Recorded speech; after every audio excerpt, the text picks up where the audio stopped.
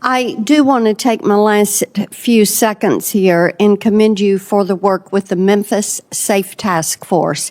To date, the Memphis Safe Task Force, federal agencies, 23 federal agencies, the National Guard, Tennessee Highway Patrol, Tennessee Bureau of Investigation, the mayor of Memphis, the police chief, working together have made over 7,500 arrests. They have recovered over 1,500 illegal weapons.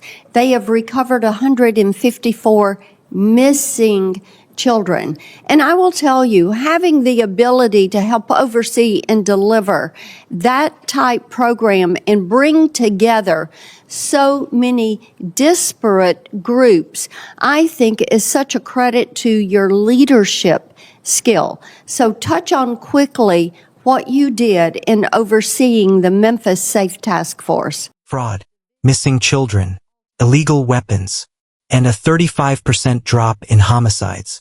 At today's Senate hearing, lawmakers pressed a nominee on one major question. How do you actually restore trust in government? Thank you, Mr. Chairman, and welcome. We are pleased that you're before us today.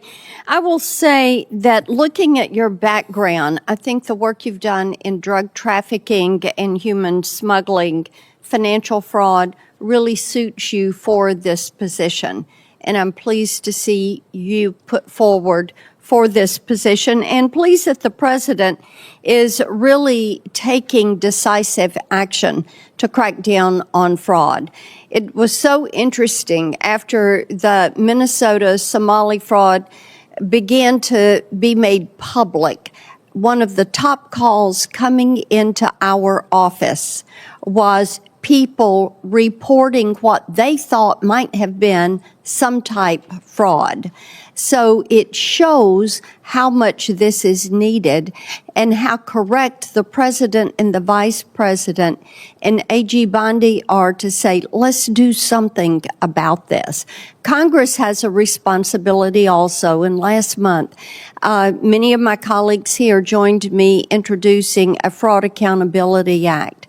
And this would clarify the Immigration and Nationality Act to make certain that all types of fraud committed against your local, state, federal government and the American people are deportable offenses. So I think it's important that the American public see these individuals that have committed this fraud held to account. So I'd like for you to talk for just a minute about why that mission is so important, and then how you're going to use this division to attack all types of fraud. Thank you, Senator.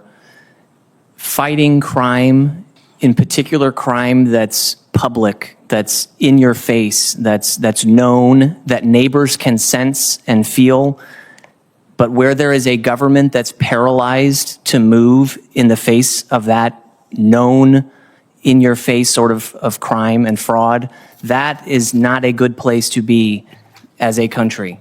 And that is a place where whistleblowers feel like they can't come forward, where victims feel like they are not empowered to share their story. If there is not a Justice Department that is truly working for the United States day in and day out to bring justice to our communities.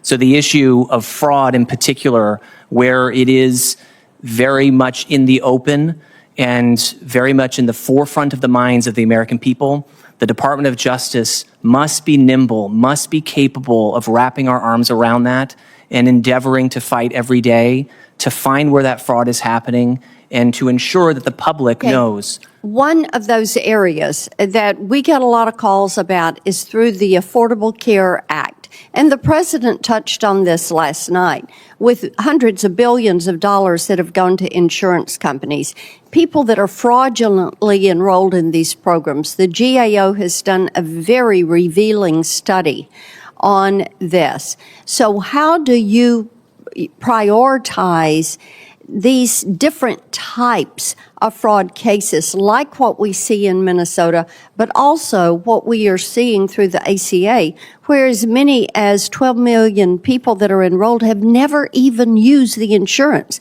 which means most of them probably don't know they have that. They were fraudulently enrolled. Senator, the way that we start cutting into the mountain of debt, mountain of fraud, is by leaning on the experienced data analysts and agents who can illuminate the pathway to the fraud that's occurring in all of these programs. We must be driven by that ground level work that's done by our data analysts and the agents. They illuminate the pathway to the fraud, and then that's where our investigators and the prosecutors step in to then ultimately bring justice in a court of law. I do want to take my last few seconds here and commend you for the work with the Memphis Safe Task Force. To date, the Memphis Safe Task Force, federal agencies, 23 federal agencies, the National Guard, Tennessee Highway Patrol, Tennessee Bureau of Investigation, the mayor of Memphis, the police chief, working together, have made over 7,500 arrests. They have recovered over 1,500 illegal weapons. They have recovered 154 missing children. And I will tell you, having the ability to help oversee and deliver that type program and bring together so many disparate groups, I think is such a credit to your leadership skill. So touch on quickly what you did in overseeing the Memphis Safe Task Force. Senator, working with the Memphis Safe Task Force and other public safety task forces over the last year has been an incredible honor to bring together people who all want to see the best for their community, but have never been able to get into one room to talk about it and to make it happen. And that's what we've done. Under President Trump's leadership, under Attorney General Bondi's leadership, under the Director of the Marshals' leadership, we've come together and said, we're going to take on this problem and we're not going to leave this room until it's fixed. And the homicide rate in Memphis has dropped by over 35%. Violent crime rates have dropped significantly. And the fact that matters most to me are the lives that we have saved. And I will do it again anywhere so that those lives can be saved. It's been an honor to work with the group in Memphis. Well, Senator states Combs. like Minnesota and Illinois would do well to learn from what we've done in Memphis. Thank you, Mr. Chair. You bet. Senator Combs. The focus? Cracking down on fraud, from state-level scandals to alleged abuse within the Affordable Care Act. A proposed Fraud Accountability Act would strengthen enforcement under the Immigration and Nationality Act, making government fraud a deportable offense. But the real strategy discussed wasn't political, it was tactical. Data analysts identify patterns. Agents follow the money. Prosecutors bring the case. And then came Memphis. Through the Memphis Safe Task Force, involving 23 federal agencies and state partners like the Tennessee Bureau of Investigation, thousands were arrested, over 1,500 illegal weapons recovered, and more than 150 missing children located. The result? A reported 35% drop in homicides. Accountability isn't a slogan. It's action. If you believe leadership should produce results, not headlines, subscribe to Behind the Podium. Like, share, and stay informed.